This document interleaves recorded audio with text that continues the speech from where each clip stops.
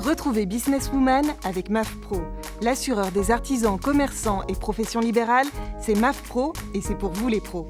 C'est la MAF.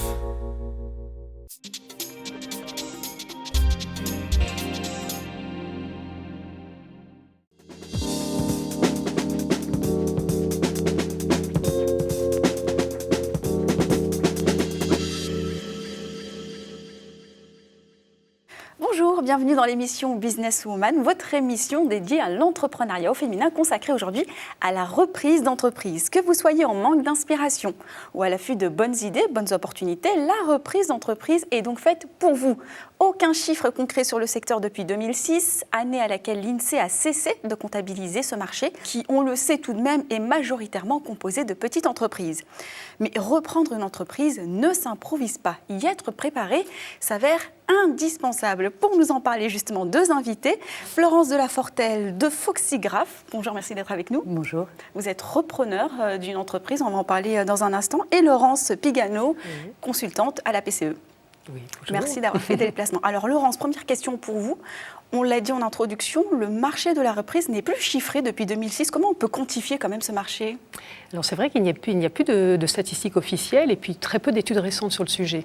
Mais ce que l'on peut dire, c'est que c'est un marché qui se maintient quand même et on comptabilise à peu près 60 000 entreprises qui se transmettent chaque année. Alors on a ces chiffres-là avec les cessions, en calculant le nombre de cessions qui sont déclarées au centre des impôts. Donc on arrive quand même à peu près à visualiser le nombre de créations, de reprises d'entreprises. Voilà, c'est pour ça qu'on parle souvent d'un potentiel de l'ordre de 600 000 à 700 000 d'entreprises qui seront accédées dans les 10 ans. Voilà, on part sur ces chiffres-là et également on part de l'âge des dirigeants d'entreprises. On le sait pourquoi ça a arrêté d'être quantifié ou pas ? C'était très difficile. Et puis, comme vous le disiez tout à l'heure, c'est vrai que l'INSEE a cessé de diffuser des données. C'était compliqué, en fait, pour l'INSEE de récupérer les données qui permettent... Oui, c'est un sujet qui est très complexe. Voilà. Mais c'est vrai que le marché de la reprise, c'est, comme vous le disiez également tout à l'heure, surtout des très petites entreprises. Ça, il faut bien en être conscient. Ce sont surtout des toutes petites structures. Il faut savoir aussi que pour beaucoup de ces entreprises, elles ne sont pas forcément à la recherche d'un repreneur. Et il y a souvent un repreneur qui est naturel, qui se démarque. Ça peut être un enfant, ça peut être un salarié, ça peut être une entreprise concurrente, ça peut être un autre associé, un conjoint, vous voyez.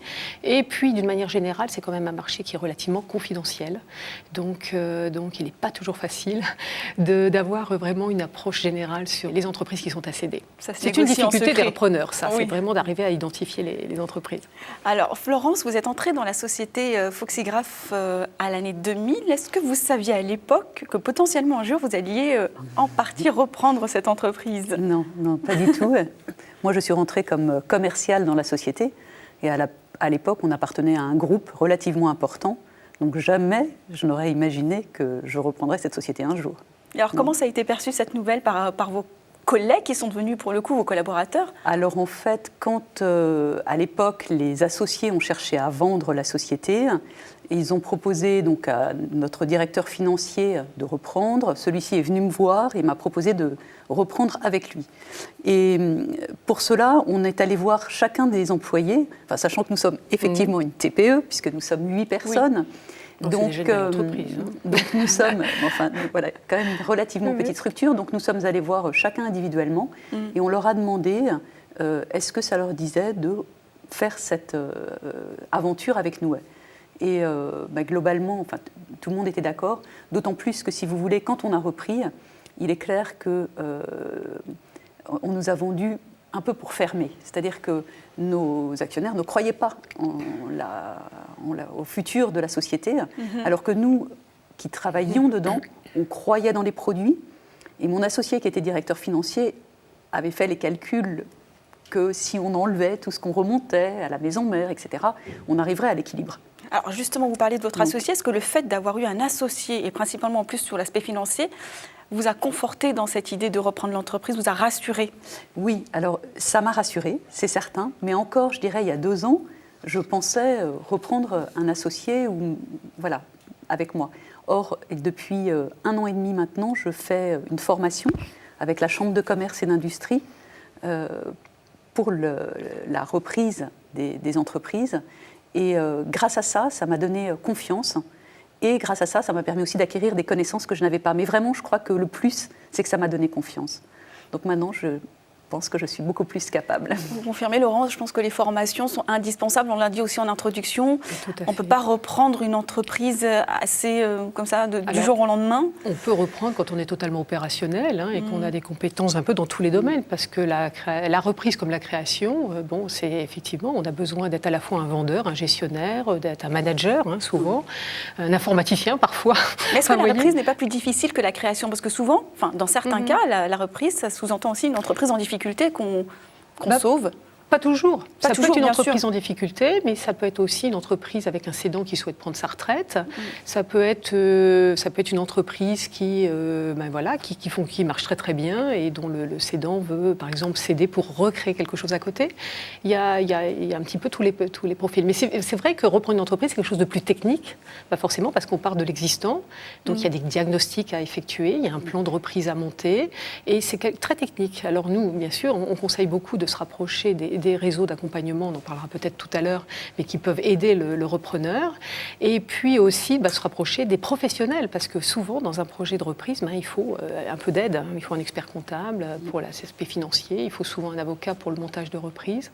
Voilà, c'est plus technique qu'une création, ça c'est sûr, puisqu'on part d'un existant. Le profil type d'un repreneur, est-ce qu'il ressemble à celui de Florence de Fortel? Alors, c'est-à-dire, vous êtes un cas atypique, merci d'être avec nous en plateau. Pas du tout, parce que les femmes, d'une manière générale, reprennent plutôt des toutes petites structures, vous voyez, des fonds de commerce, des salons de coiffure, là, pour reprendre un peu un cliché, des salons de coiffure, des hôtels, restaurants, mais plutôt des toutes petites structures. Voilà, il y en a très très peu qui reprennent moi j'appelle ça plutôt une petite PME, parce qu'il faut quand même savoir que sur le marché de la reprise, les entreprises qui ont plus de 5 salariés, elles représentent à peu près que 10% du potentiel. Donc vous voyez, c'est pas beaucoup. Et les femmes qui reprennent ce type d'entreprise, elles ne sont à peu près que 6%. Vous voyez, 6% des repreneurs, donc c'est pas beaucoup. Non, le profil type d'un repreneur de ce type d'entreprise, c'est un homme, pour on va dire 94%, 95% c'est un homme, qui est généralement âgé de plus de 40 ans, la moyenne c'est 46 ans, vous voyez, qui a fait des études supérieures, voilà, c'est ça le profil d'un repreneur d'une entreprise à potentiel ou d'une entreprise qui a déjà au moins 5 voire 10 salariés. Alors, combien de temps pour une reprise? Florence, je vais peut-être vous poser la question. Depuis l'initiative jusqu'à la concrétisation, je crois que vous êtes en cours encore, ce n'est pas encore abouti. Combien de temps? Alors, disons que moi, ça s'est passé par phase, puisqu'en 2006, on a repris la société. Donc là, on en est devenu actionnaire, puisque mon associé a 49% et moi, j'ai 51% des parts. Mais mon associé part à la retraite. Donc je dirais que ça se fait en douceur, parce que d'abord on a fait évoluer la société quand même, donc d'une société qui était donnée un peu pour morte, on en a fait quand même une société qui aujourd'hui fonctionne, donc en changeant nos marchés, en nous adaptant à ce que nos clients recherchaient. Et pour la partie plus gestion finance qui, moi, me stressait, il faut quand même le dire, mon associé m'a toujours fait participer à absolument toutes les décisions. Il me montrait les bilans, il m'expliquait ses tableaux de bord, il m'expliquait ce qu'il fallait faire. Mais ça restait un petit peu obscur. Et là, grâce à la formation, tout ce qui était obscur devient beaucoup plus lumineux. Et dans cette formation, donc l'école des managers, ils nous demandent de faire un autodiagnostic. Donc là, c'est ce que je suis en train de faire. Donc je suis en cours. Et donc la reprise n'est pas finalisée. Mais en tout cas, moi, je la vois de façon beaucoup plus sereine. Et demain, être gérante de l'entreprise ne me fait plus peur. Voilà. Vous avez touché un point sensible, le financement. L'entreprise... on va dire, n'était pas au plus haut de sa forme. Comment ça se passe? Quel argument on met sur la table quand on doit soutenir une entreprise auprès des créanciers, des banques ou des éventuels business angels? Alors, disons que là, de ce côté-là, on n'a eu aucune aide. Il faut voir que quand on a repris la société... Alors, la société en elle-même, si vous voulez, comme nos actionnaires cherchaient à s'en débarrasser, à la limite, nous l'a donnée pour qu'on licencie le personnel, on va dire que ça n'a pas été très coûteux. Mais le problème, c'est qu'on a quand même récupéré une société qui avait des grosses dettes. Et donc, la principale difficulté, elle était là. Parce qu'on avait des hypothèques, entre autres sur des bâtiments, et on avait 1 an et demi pour rembourser nos dettes, faute de quoi les bâtiments étaient vendus, et nous, enfin, on n'existait plus. puisque si vous voulez, on est dans le domaine du négoce, et on a donc absolument besoin d'avoir un entrepôt d'une certaine taille pour pouvoir réaliser notre chiffre d'affaires. Donc on est allé voir toutes les banques, une à une. Je dirais que ce qui nous a désolés, c'est que la plupart du temps, on n'a même pas eu de réponse. C'est même pas une question d'avoir des réponses négatives, c'est qu'on n'avait pas de réponse. Donc nous avons stressé pas mal, et finalement, nous avons réussi à vendre nos locaux, et c'est ça qui nous a sauvés. Donc je dirais que là, ça a été un soulagement immense pour nous, parce que cette vente de locaux nous a permis de payer nos dettes et de nous constituer ce que j'appelle notre petit matelas ou notre petit capital, qui encore aujourd'hui nous a permis de passer la crise et nous permet de continuer dans la société, enfin, de continuer malgré les difficultés. Aujourd'hui, Laurence, les difficultés auxquelles peuvent être confrontées les éventuelles repreneuses d'entreprises qui éventuellement seraient intéressées, c'est quoi concrètement? À quoi elles doivent s'attendre? Alors les difficultés, elles sont de plusieurs ordres. Tout d'abord, comme je vous le disais tout à l'heure, c'est déjà trouver la bonne affaire. Là, c'est déjà une véritable difficulté parce que c'est un marché très étroit s'agissant d'entreprises de 5 salariés et plus. C'est quoi les critères auxquels on doit faire attention essentiellement? Les critères, en fait, ils tiennent déjà à la personnalité même de la repreneuse. Et ça, c'est quelque chose qui est important quand on a un projet de création d'entreprise. Il faut suivre des étapes. Je pense que c'est très important de le dire. Il y a une méthode, c'est technique, c'est quelque chose de technique, comme je vous disais. Et il faut commencer déjà par se préparer à l'enjeu, par faire le point sur ses motivations, sur ses objectifs personnels, sur ce qu'on souhaite vraiment faire dans cette entreprise. Voilà, il faut arriver à se projeter. Il y a trop de gens qui passent outre cette partie-là. Ne pas brûler les étapes. Pas brûler les étapes et puis bien cibler le type d'entreprise que l'on souhaite avoir. Voilà, ça c'est... Enfin, un conseil de base, c'est vraiment de passer du temps à cette première étape de la création d'entreprise. Voilà. Ensuite, une fois qu'on a pu définir un peu son projet, le type d'entreprise, c'est plus facile déjà d'aller à la recherche, de savoir, de pouvoir dialoguer avec des interlocuteurs, de pouvoir exprimer ce qu'on recherche réellement, de pouvoir sélectionner rapidement, parce que ça c'est aussi une question de temps, de pouvoir sélectionner rapidement son entreprise, et puis aussi d'apparaître comme, de donner l'image d'un repreneur qui est motivé, qui est sûr de lui. On parlait tout à l'heure justement de sécurité. Il faut donner l'image en tout cas, et vis-à-vis des salariés, et vis-à-vis des salariés et vis-à-vis des banquiers, il faut savoir convaincre, rassurer, montrer qu'on sait où on va, et donner confiance. Voilà, je crois que c'est vraiment le mot.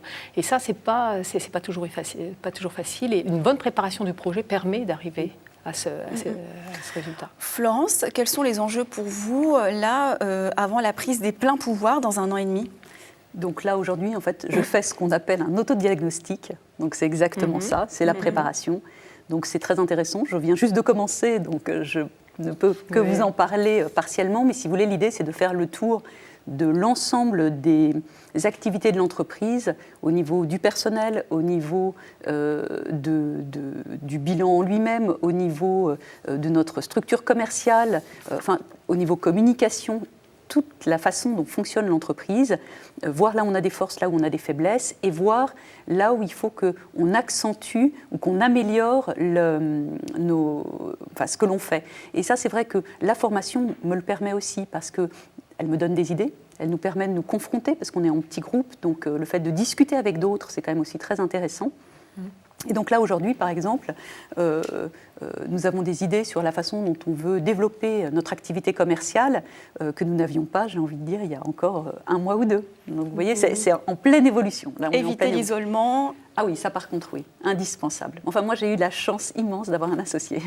Merci l'une et l'autre d'avoir répondu à nos questions. Merci à vous de nous avoir suivis. Vous retrouvez l'émission évidemment sur Demain TV, sur WeDoBiz, sur le site ellesentreprennent.fr et également sur la PCE. À bientôt sur Business Woman.